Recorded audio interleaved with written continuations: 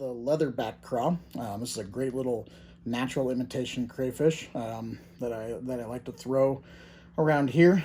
Great bass fly, great trout fly, even a great carp fly. So what I've done is this is a size 1 Airex 26 degree streamer hook. You can do these on 60 degree or whatever jig hook you'd like. These are large lead dumbbells, and we're just gonna start this out here. What I'm going to do is I'm just going to lay down a thread base, go a little bit down the bend, and then back to the halfway point. I've got some rubber legs here, and this is a mixture of hot orange or orange tipped root beer, and then one antenna color, which is just a barred root beer grizzly flutter leg. I'm going to take those and I'm just going to walk them down each side of the hook so that I get an antenna on each side.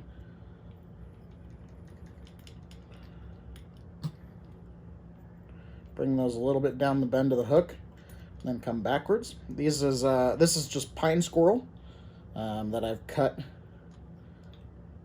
to little strips.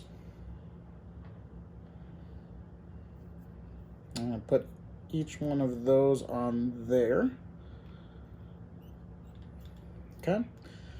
And usually that's step 1 when I'm doing these commercially.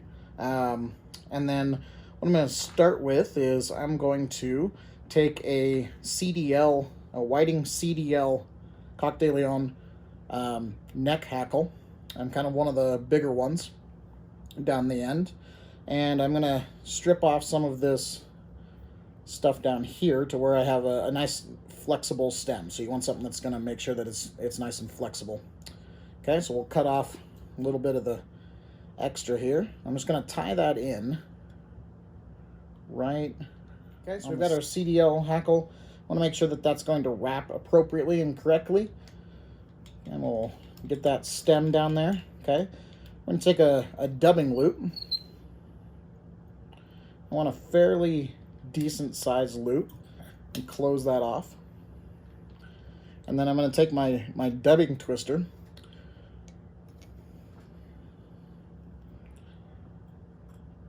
and I'm just going to get that open and kind of propped into my material clip here. I'm going to take some Cohen's carp dub. This stuff is awesome stuff. And for this tan version, we're going to do an Alfredo cream is the color. Cohen's carp dub Alfredo cream. Okay, I'm going to take this and I'm just going to make a nice thick bundled dubbing loop. A little thicker at the top. Kind of taper it down just a little bit, but you can always pick this out and make it nice and contoured how you like. Okay, so we'll get that and we'll go ahead and close that down. Pinch it there at the bottom, give it a nice spin. Just let that kind of cord up here. Take a brush here and we're going to pick all this out. Okay, so this is actually a bunch of rubber legs that are in here, so we just want to activate those rubber legs in there. Okay, so we'll get our thread out of the way here. Pull all of our legs and everything back. We'll just kind of stroke this forward as we're going forward here. Nice dense underbody here. And then right about halfway point, we want to go ahead and get this off here. Okay, so we'll cut off that dubbing loop there. Make sure that that's nice and tied down here. Okay, get that kind of picked out a little bit, and then we're going to take that CDL feather. We're just going to go through this. Make sure that we don't bind down too many of those fibers. We're going to pick it out after this anyways, but it just helps it seat a little bit better. All the way to that tie-off point. Capture that. Okay. So the only real thing that you got to look for is a feather that's long enough that you can make it to that tie-off point. Okay. And then we'll go ahead and just, I'm going to pick this down.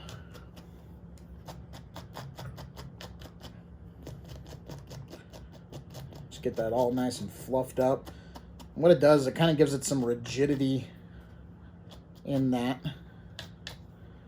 body here with the hackle fibers and those rubber legs, so that it doesn't all just fold down on top of itself. Okay, so next we're going to take some wire. This is just brassy copper. Okay, we'll go ahead and get a length of wire here.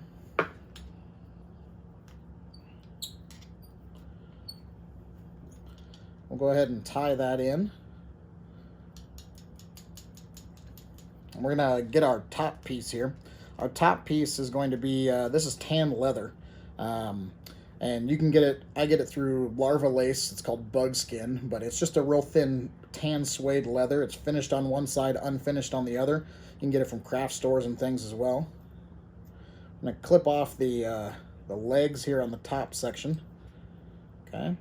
And what I'm going to do is I'm going to take this out of the vise and I'm going to poke it. And what I've done is I've tapered this into a point. Okay. All I'm going to do is just kind of poke that through this point a little bit here.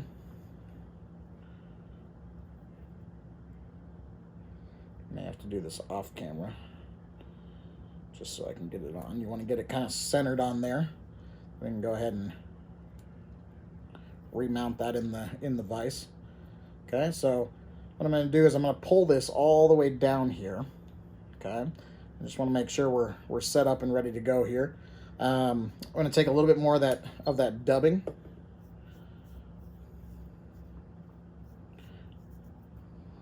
What I kind of do is twist it loosely on here, throw it into a dubbing loop.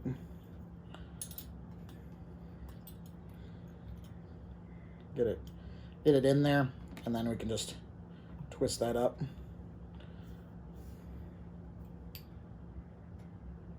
We just want it to be in a cord at this point because we're tapering this down.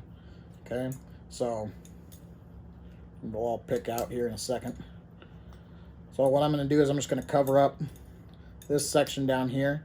This section towards the back is the tail, so that's why it's nice and corded up tight there. Okay, that's intentional for it to be tapered down anatomically, so that we're down towards the tail.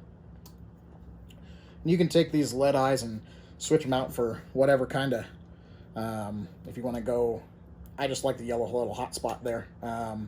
But you can do it with a natural brass if you want, or a natural lead without being painted, or whatever floats your boat, swims your fly. Okay, so I'm going to pull this tight, and I'm just going to take my fingernail and put it right there on the tail. Give one wrap and then go in front. And that's just going to hold it in place while I go ahead and take this wire. And what I'm wanting to do is get it to where it doesn't pull anything with it, and cinch it down into that leather.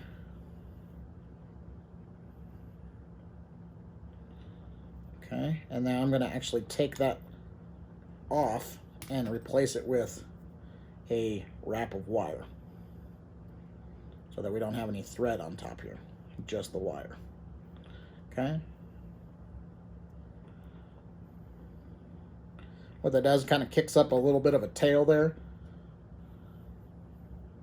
Okay, so now I can take that wire and I can tie it off behind there, and it keeps it nice and clean.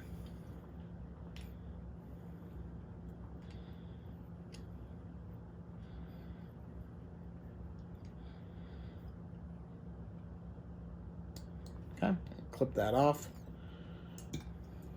All I'm going to do is just reposition this so I can get a nice clean whip finish.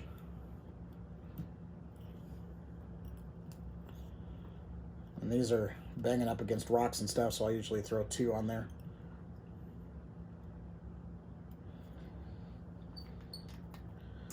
And then if you want, you can come back in here and Give yourself a little bit of a comb out.